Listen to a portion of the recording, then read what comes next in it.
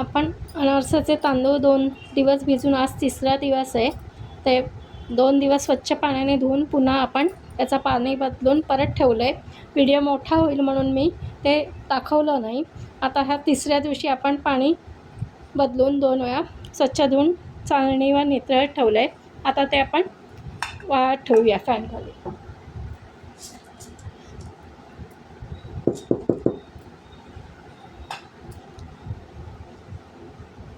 अगदी कोरडे नाही करायचे, थोडेसे असे ओलसर असणार तेव्हाच आपण ते मिक्सरला बारीक करून घेणार आहोत. मोकळे करून आपण सुकवून घेऊया.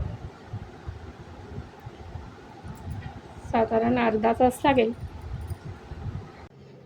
आपले तांदूळ ना चांगले कोमट असे वाळले आहे. दमटपणा पाहिजे त्याच्यात, बघा असा तुटतो तो. आता आपण ते मिक्सरला बारीक करून घेणार आहोत. बघा आपण मिक्सरच्या भांड्यात तांदूळ घातले आहे. आता ते बारीक वाटून घेऊया. आपण मिक्सरच्या हे त्या भांड्यामध्ये पीठ बारीक केलेलं आहे. आता ते चाळून घेणार आहोत.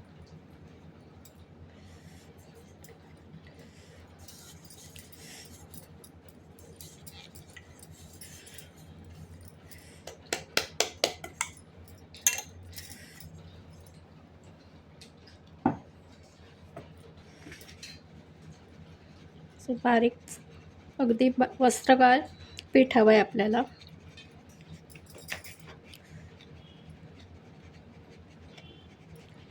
याची बारीक कणी असेल ती आपल्याला नाही टाकायची आहे, ती काढून टाकायची आहे.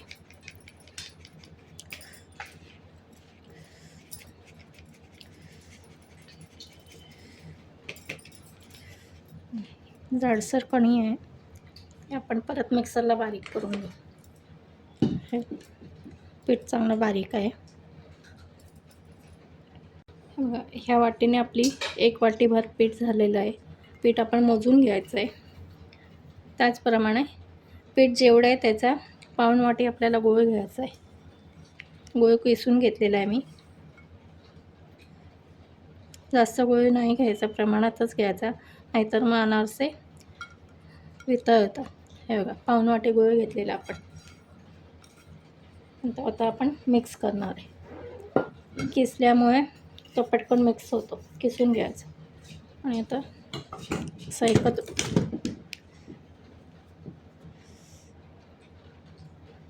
आता आपण गूळ चांगला मिक्स करून घ्यायचा आहे.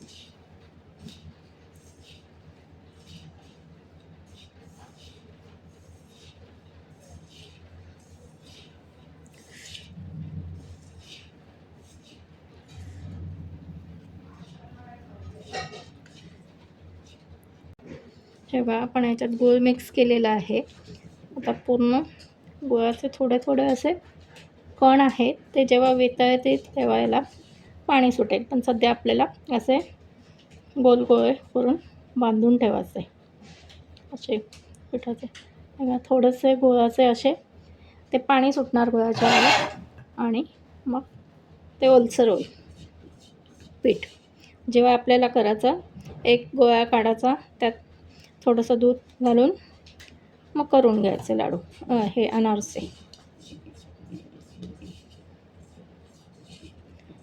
या प्रकारे आपण हे पीठ बांधून ठेवायचे.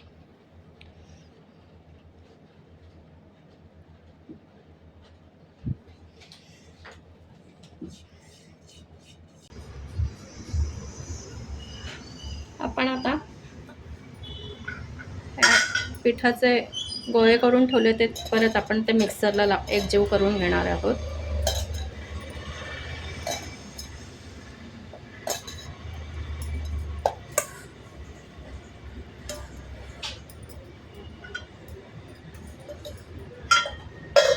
आणि त्यामध्ये आपण केळ्याचे 2-3 काप टाकणार आहे.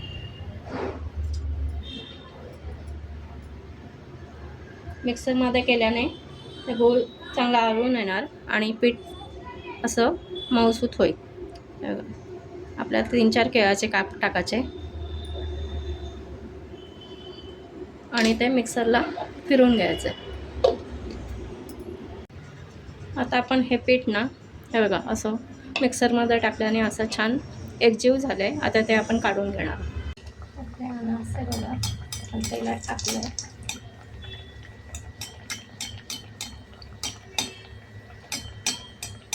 त्याच्यावर आपण तेल सोडायचं आहे.